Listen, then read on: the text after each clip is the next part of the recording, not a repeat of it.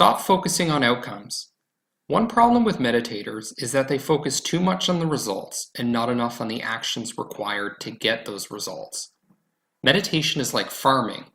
You plant seeds, add fertilizer, and water your crops. If you take the required actions, then your vegetables will eventually emerge. You don't force the vegetables to grow. Stretching the plants won't make them grow faster. Lay the foundation, and your meditation will eventually bear fruit. Sometimes, particularly when you're just getting started, you'll have what you might call a bad meditation. Nothing particularly special happens, and your mind may be ruminating over things that had happened earlier in the week. Don't worry about these so-called bad meditations. When a farmer waters his field, does he worry that the crops don't emerge spontaneously?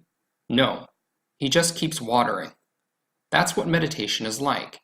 Just focus on what needs to be done and trust that the results will eventually unfold. Results might seem to come spontaneously. You might suddenly have a magical experience. But chances are that it wasn't that single meditation that caused it. It was all the groundwork you had laid beforehand. It was all the watering and fertilizing that led to that moment. That particular meditation was just the straw that broke the camel's back.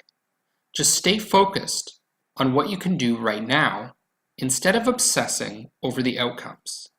Focus on causes, not on effects.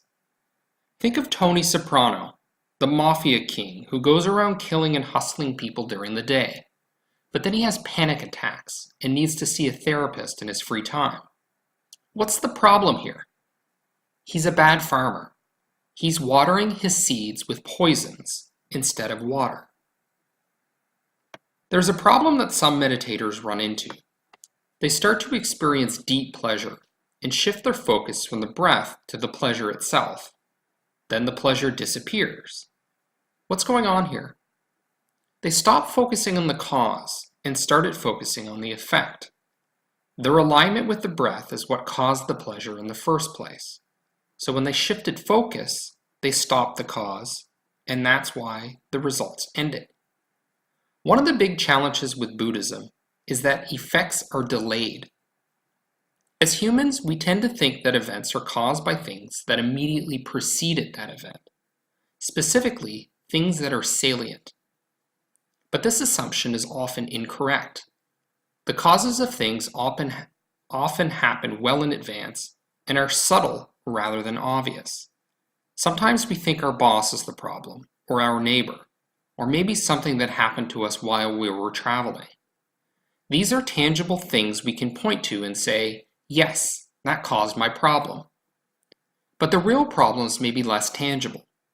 Fear, for example, is sometimes caused by our daily expressions of anger and aversion. Meditation and karma operate this way. They're often subtle and delayed, but the effects are very powerful.